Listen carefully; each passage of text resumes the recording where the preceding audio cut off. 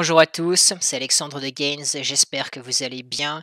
Ce sont vos crypto news du 10 mai. Et joyeux halving, le halving vient tout juste d'arriver. Pour l'instant, pas vraiment d'impact sur le prix, c'est assez stable.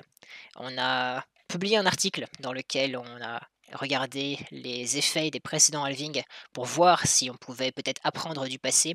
Mais honnêtement, c'est difficile, il n'y a pas assez de données et le contexte est aussi différent actuellement. Le réseau est beaucoup plus mature, il y a plus d'acteurs, plus de traders, plus de volume. Donc c'est vraiment impossible de savoir ce qui va se passer. Mais dans tous les cas, pour le halving de 2012, qui était donc le premier halving historiquement, le prix a augmenté assez rapidement après le halving. Pour celui de 2016, en revanche, le prix a d'abord baissé avant de remonter progressivement. Et on a également étudié d'autres coins, parce que le halving est aussi programmé sur d'autres coins comme Litecoin par exemple. Et vous pouvez voir que pour Litecoin par exemple, c'était négatif. Le prix juste après le halving a vraiment beaucoup baissé, avant de remonter un peu, mais au final pour rebaisser avec, en suivant le marché ici. Et pour Bitcoin Cash, c'était un peu un non-événement. Le halving, arrivé juste ici. On voit que le prix est globalement assez stable après le halving. On va passer directement aux news du jour. La première concernant la Corée du Sud, qui va développer une plateforme d'identité sur la blockchain pour les véhicules autonomes. Alors qu'est-ce que ça veut dire? En fait, la Corée du Sud ont une ville spéciale pour tester ce qu'ils appellent les smart cities. Donc c'est toutes les villes connectées du futur. Et donc c'est assez sympa, ça s'appelle Sejong. Et donc ce qu'ils veulent faire en fait, c'est voilà, évidemment, vous pouvez imaginer un monde où il va y avoir plein de voitures, où on n'aura même pas besoin de faire quoi que ce soit. Elles avanceront toutes seules et elles communiqueront toutes ensemble pour trouver chacune la meilleure solution pour arriver à leur destination le plus vite possible, à la fois personnellement et aussi, heu, en tant que groupe pour le réseau, le pack de voitures à considérer. Donc c'est des enjeux évidemment techniques, il y a aussi de la sécurité parce que voilà, on veut que, il y ait pas d'accidents et des vies sont potentiellement en danger, outre le fait d'arriver en retard. Et donc la blockchain, pourrait augmenter considérablement la crédibilité des données que les voitures envoient à la tour de contrôle. Parce que, ici, il ferait l'hypothèse peut-être qu'il y aurait une tour de contrôle qui gérerait les voitures, en plus peut-être, du fait que les voitures se parlent, d'elles-mêmes entre les voitures qui sont proches. Et donc voilà, ils utiliseront ce qu'ils appellent des identifiants décentralisés, en anglais DID. Donc vraiment intéressant, la Corée du Sud qui est également active, en général en blockchain, ils ont dit que c'était une opportunité en or récemment et ils ont, exhorté les entreprises du secteur privé à utiliser la blockchain, pour, innover. Et ils ont été, pour ce qui concerne les cryptos, un peu plus frileux, mais ils essaient quand même, de faire des efforts et la banque en Corée, la banque centrale est aussi également, en train d'étudier les possibilités pour créer, leur monnaie numérique de banque centrale, ce qu'on appelle en anglais CBDC.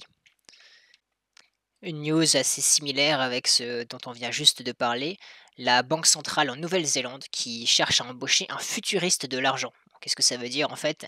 C'est simplement quelqu'un qui est peut-être dans la fintech et qui certainement s'y connaît dans les crypto-monnaies. En tous les cas, ils sont très conscients que c'est une période de changement pour la banque, centrale, le marché mondial et ils savent que voilà, il va y avoir de nouvelles formes de paiement, des formes émergentes qui sont là pour rester.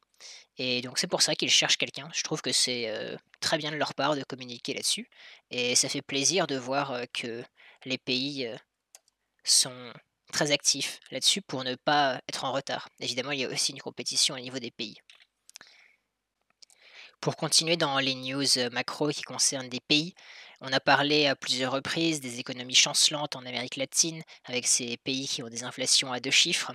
Et là, précisément, dans le cas du Brésil et de l'Argentine, ces 2 pays, sont vraiment dans une posture, très inquiétante. En Argentine, c'est possible qu'ils ne puissent pas rembourser un prêt de 65 milliards de dollars et au Brésil, c'est pareil, ils peuvent, c'est possible que le l'économie entière, du pays s'écroule dans les 30 jours. Donc évidemment, ça se sait et les gens se tournent vers le bitcoin.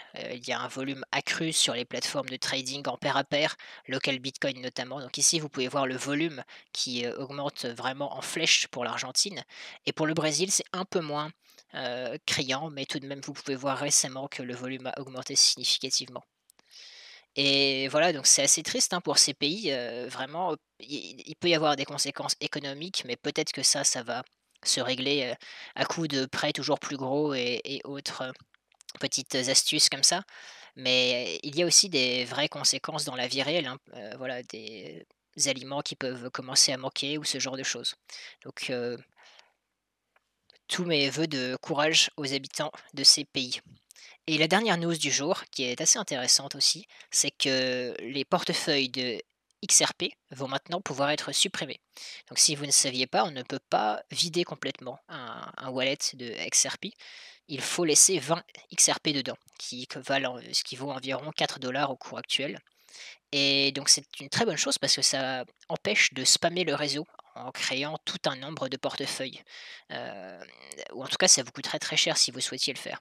Par exemple, sur les réseaux comme Ethereum ou Bitcoin, quelqu'un qui souhaiterait, de manière, fausse, faire croire qu'il y a une activité énorme sur le réseau, pourrait créer, des centaines de milliers de portefeuilles avec un bot et envoyer, le minimum, donc 1 satoshi ou 0, autant de zéros que vous voulez après la virgule, plus de 18 je crois, Ether et 0,1 Ether et voilà, c'est possible. Alors que sur Ripple, ce n'est pas possible.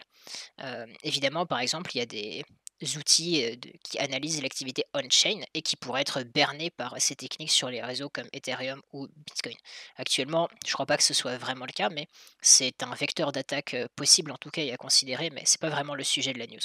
Le sujet de la news donc, c'est que, ces portefeuilles ne peuvent pas avant ne pouvaient pas être vidés totalement et maintenant après un vote qui a obtenu plus de 80 des votes, des voix, pendant 15 jours, les comptes peuvent maintenant être supprimés. Donc, vous ne récupérerez pas les 20 XRP directement, mais vous en récupérez 75, donc 15 pour vous et 5 XRP iront à un autre compte. Donc, c'est une, bonne nouvelle si vous voulez faire les fonds de tiroir sur vos portefeuilles Ripple. Et dans le futur, les comptes, auront 2 options. Soit ils seront supprimables, soit ils ne seront pas supprimables. Et évidemment, les comptes un peu spéciaux comme, ceux pour, faire de l'escroc, donc c'est-à-dire, pouvoir garder des fonds quand il y a une transaction entre, 2 parties qui ne se font pas vraiment confiance, et bah, ces portefeuilles-là ne pourront pas être supprimés. Voilà, c'était tout pour aujourd'hui. On continue à être dans l'expectative, avec, la réaction du marché face au halving et toujours, des news, macro globales qui, sont assez intéressantes. De plus en plus de pays s'intéressent à la blockchain, sont très actifs. Cette fois-ci, la Corée du Sud, la Nouvelle-Zélande et d'autres pays qui, où là, ce sont plutôt les particuliers qui s'y intéressent, en étant un peu forcés, avec, les temps économiques qui sont difficiles. C'était tout pour aujourd'hui. Merci d'avoir regardé la vidéo. N'hésitez pas à mettre un like, un commentaire et à demain pour plus de news.